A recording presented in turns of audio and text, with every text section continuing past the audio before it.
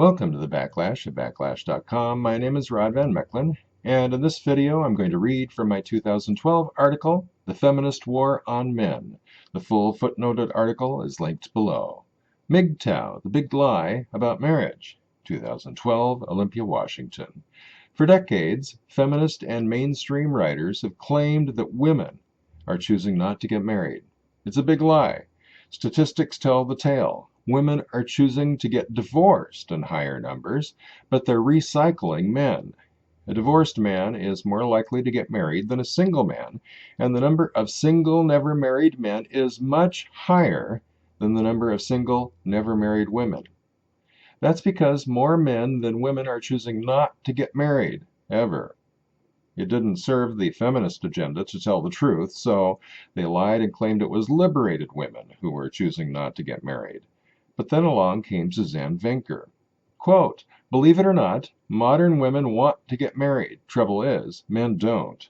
I've accidentally stumbled upon a subculture of men who've told me in no uncertain terms that they're never getting married.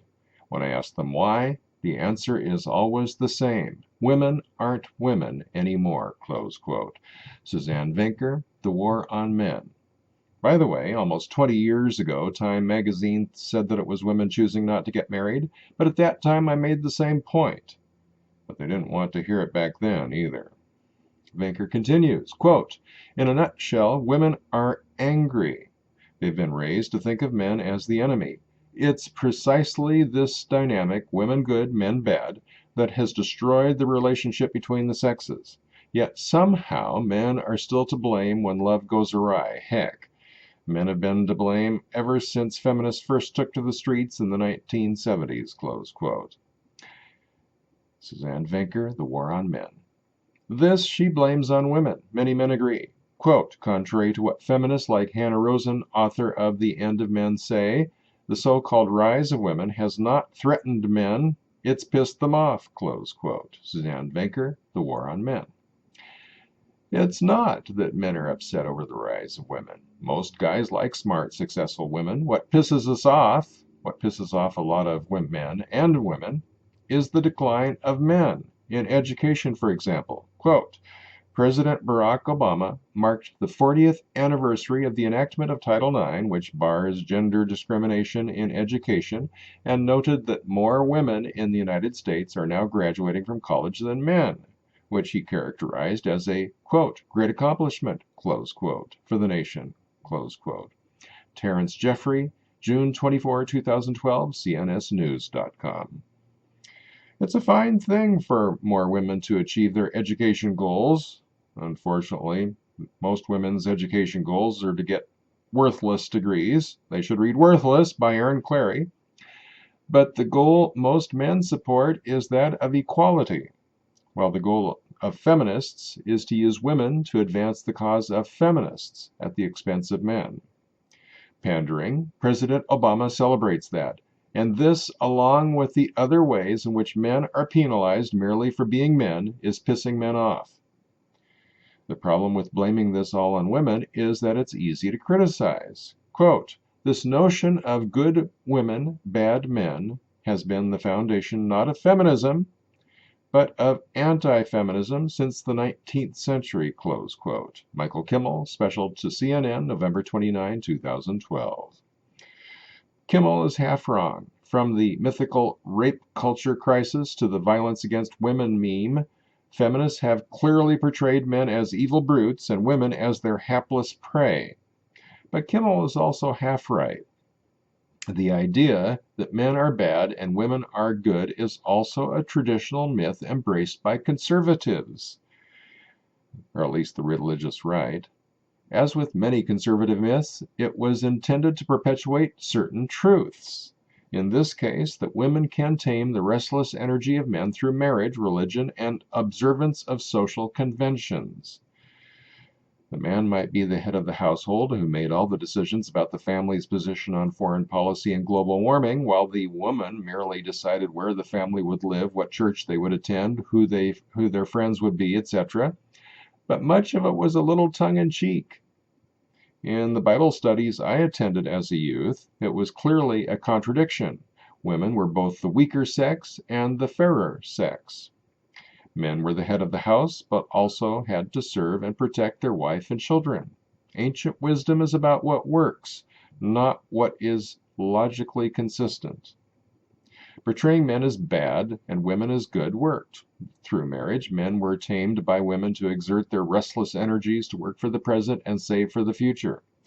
And to preserve social stability, men had to believe that women were their better half, and to love her long after she had lost her physical appeal that attracted him to her in the first place. The myth might not be factual, but it embodied a timeless truth. Quote, "The fact is, women need men's linear career goals. They need men to pick up the slack at the office in order to live the balanced life they seek." Close quote. Suzanne Vinker, Fox News, November 26, 2012. On this point, Kimmel might disagree, for as long as the state is there to transfer wealth from those who work to those who don't, and to redefine what work is, women can rely on the state to subsidize their choices. But the economy is sputtering. Soon, the subsidies might come to an end. On one point, however, Kimmel and Vinker actually agree. Quote, "In fact, feminism encouraged women to be bad girls, to seek their own pleasures, to go for it, autonomously, to leave unhappy marriages, and to control their own bodies." Close quote. Michael Kimmel, special to CNN, November 29, 2012. Seek their own pleasures many do, giving little thought for tomorrow or next year as they live for the moment. But then tomorrow comes, and we all pay the consequences. Quote, "When woman is lost, so is man. The truth is, woman is the window to a man's heart, and a man's heart is the gateway to his soul." Close quote. Jada Pinkett Smith, The War on Men Through the Degradation of Women. Go Jada. Feminist victories are built on lies. Women may seem to be on the rise, but their victories are built on feminist lies. Quote, "Feminism encouraged men to be good, demanded it, in fact, insisting that men can and should step up as equal parents, colleagues, and co-workers, that we stop the rape and violence that so compromised women's equality." Close quote. Michael Kimmel, special to CNN, November 29, 2012. Feminists are demanding that men step up to be equal parents? That's a lie. The reason the fathers' rights movement exists is that men are often denied the right to be equal parents, and the effort to deny them is led by feminists. But it is true that feminists are insisting that men stop rape and violence. Just one problem: most men don't rape, and most men aren't violent. So feminists expanded the definitions. A woman who raises her voice is liberated, while a man who does is violent. When a woman assaults a man, it's his fault. And when a man assaults a woman, it's his fault. Feminists also cooked up skewed studies, like the Ms. Magazine Campus Project on Sexual Assault, to prove that virtually every man is a time bomb just waiting to go off, and that we are all predators who, given the chance, would rape without compunction. It doesn't matter that most men have never lifted a finger to a woman or harbored a rapacious thought. We have been stereotyped by the feminist hate mongers, and so we are all guilty. Change the race in Kimmel's statement, and the bigotry becomes plain. If he had written, quote, "insisting that black men can and should step up as equal parents, colleagues, and co-workers, that black men stop the rape and violence that so compromised women's equality," close quote, who would not see it as racist? Now take the race factor out, and how can it not be sexist? Something else about Professor Kimmel's comments. He started his article by writing about a talk show in which I appeared. Quote, "Some years ago, I appeared on a well-known television talk show opposite four angry white men. Four men who believed they had been discriminated against in the workplace by affirmative action programs initiated, they argued, by feminist women." Close quote. Michael Kimmel, special to CNN, November 29, 2012. His first sentence is a lie. "We appeared on the Bertice Berry show." which began in 1993 and was canceled in 1994. Not what I would describe as a well-known television talk show. You can find my video about that show, Racist Misandry, History of White Guys in the Americas, linked in the low bar.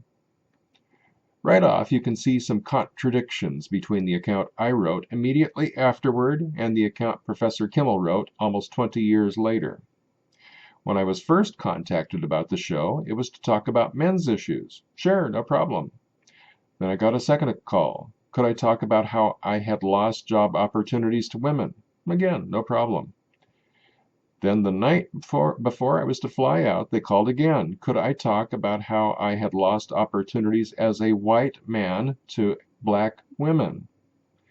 My only consideration was that, while I can pass as white, both of my grandfathers came from Europe. The fact is that both of my grandmothers were American Indian. I'm a member of the Cowlitz Indian tribe, and I don't think of myself as white. Still, I agreed.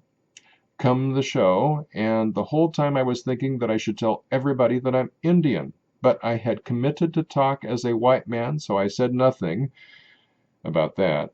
Though if I can get the video digitized and you have the opportunity to watch it, my discomfort will be obvious. The 80%. While little of what Kimmel said on the show resonated with me, even less of what he wrote in his 2012 article rings true.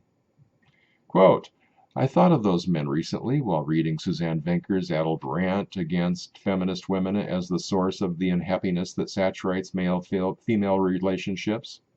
I thought of how painful it is when you are used to having everything to now have only 80%. What a loss! Poor us! Equality sucks when you've been on the top, and men have been on top for so long that we think it's a level playing field, close quote. Michael Kimmel, special to CNN, November 29, 2012. I haven't been on top. Have you? 80%? Yeah. Men account for only 80% of suicides. But men also lead in many other areas. 94% of industrial accidents happen to men. 90% of the homeless are men.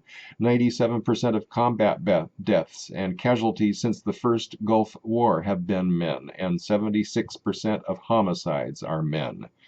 Where don't men lead? Fathers receive primary custody of their children less than 10% of the time. As I recall, nobody on the show denied that race and sex discrimination existed, nor did anybody oppose equality. To the contrary, we believe that to attempt to redress historical institutional racism and sexism by institutionalizing a new racism and sexism that penalizes the descendants of people who previously benefited from it merely sets up a dynamic for multi-generational backlashes as the latest batch of victims get even. In other words, you cannot eliminate pro-white male sexism and racism by replacing it with anti-white male racism and sexism. You're just replacing one kind of discrimination with another. Is the men's rights movement the real champion of gender equality? These were and remain dominant themes in the men's rights movement. In fact, if we define feminism as the advocacy of equal rights on the grounds of political, social, and economic equality of the sexism, then the men's rights movement is the new feminism, while the feminist movement has followed the process described by Eric Hoffer in The True Believer to become a tool used by pragmatic non-believers to get, consolidate, and secure power for themselves. Kimmel concluded by demonstrating just how little he knows about the men's rights movement, or about MGTOW. Quote, who says we can't be happy with fully equal female colleagues and coworkers? Who says we can't enjoy the joys of shared parenthood? Who says that we are biologically programmed to be both rapacious, testosterone-driven animals and lazy, remote-hogging couch potatoes unable to lift a finger in the kitchen? Close quote. Michael Kimmel, special to CNN, November 29, 2012. Few men today fit these stereotypes or are rapacious, testosterone-driven animals and lazy, remote-hogging couch potatoes unable to lift a finger in the kitchen. He sure got the anti-male stereotypes pegged, but it's a straw man argument. The vast majority of men's rights activists support equality. Anybody can troll the internet and find sites and groups that favor keeping women barefoot and pregnant, just as you can find feminist sites and groups that oppose the hate mail campaign. But in both cases, they represent minority opinions. Just as all of the major feminist sites and organizations oppose real gender equality and advocate for treating men as second-class citizens, so all of the major men's rights sites and organizations advocate for equal rights, equal choices, equal justice, equal opportunities, and so on. Maybe if Kimmel pays less attention to the sitcom portrayal of men and follows Warren Farrell's example to actually learn about men, women, and the real feminist agenda, he'll discover the truth, stop attacking messengers like Suzanne Vinker, and join the effort to establish real gender harmony. This is what most women and men want, and to prevent that is a major goal of the feminist war on men. That's all for now. Check out the other videos, subscribe to the channel. For the Backlash at Backlash.com, my name is Rod Van Mecklin.